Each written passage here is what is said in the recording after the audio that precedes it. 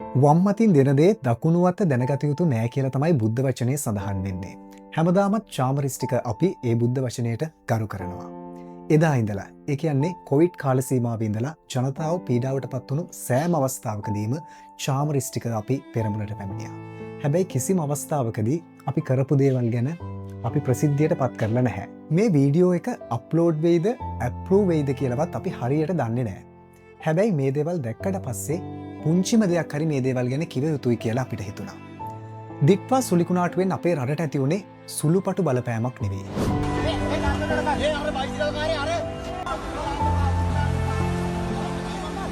ජනතාව ඒ වගේම තමයි ආගමික ස්ථාන මේ සියලු දෙනාටම වගේම මේ ස්ථානවලටත් ඇති වුණේ ලොකු බලපෑමක්. තවමත් ඒ පීඩාවන්ට ඔවුන් ලක් වෙලා ඉන්නේ. ඒ නිසා චාමරිස්ටික අපි ඔවුන් වෙනුවෙන් යුතුයකම ඉටු කරමින් උපරිම දායකත්වය ලබා දෙන්න කටයුතු කළා. මේ තියෙන්නේ චාමරිස්ටික අපි ආනයනය කරපු උසස් තාක්ෂණයෙන් යුත් වතුර ෆිල්ටර්ස්.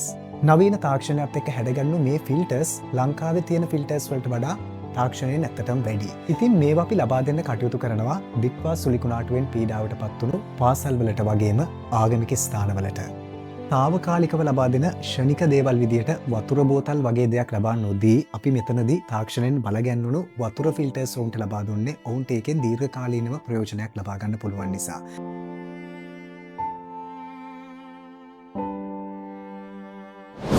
ඒ විතරක් නෙවෙයි තවත් දේවල් තියෙනවා කියලා අපිට පෙනී ගියා. ඒ මොනවද කියලා බැලුවොත් පාසල් දරුවන්, ඒ කියන්නේ රටේ අනාගතය බාරගන්න ඉන්න දරුවන් වෙනුවෙන් වගකිව යුතු ආයතනයක් විදියට චාමරිස්ටික අපි එදා ඉඳලා කටයුතු කරනවා. ඉතින් ඔවුන් වෙනුවෙනුත් මේ විදියට ගොඩක් දේවල් ගෙනල්ලා තියෙන බව තමයි අපිට පේනුනේ. ඒ වගේම කුඩා දරුවන් වෙනුවෙන් කාලයක් පාවිච්චි කරන්න පුළුවන් විදිහේ දේවලුත් ගෙනල්ලා තියෙනවා. දරුවන්ට වැදගත් දේවල්.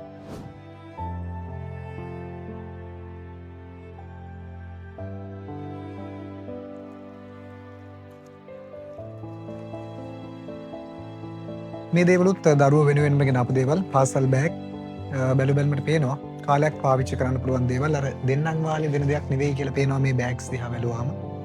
ඒ විතරක් නෙවෙයි බෑග්ස් ගොඩක් තියෙනවා. ඒ වගේම තවත් තියෙනවා කුඩා දරුවන් වෙනුවෙනුත් අපි ගෙන ආපු බෑග්ස්. ඉතින් මේ දේවල් ඔක්කොම රටේ අනාගතය බාර ගන්න ඉන්න දරුවෝ වෙනුවෙන් ගෙන ආපු දේවල්. ඒ වගේම තමයි ආබාධිත තත්ත්වයන් නිසා පීඩාවට පත් වෙලා ඉන්න ජනතාව වෙනුවෙන් රෝදපුටු පවා සූදානම් කරලා තියෙනවා කියලා අපිට දැනගන්න ලැබුණා ඔවුන්ට බෙදා දීමට. ඉතින් මෙතන අපි ගත්තොත් බෑග් 500ක් තියෙනවා කියලා තමයි අපිට දැනගන්න ලැබුණේ.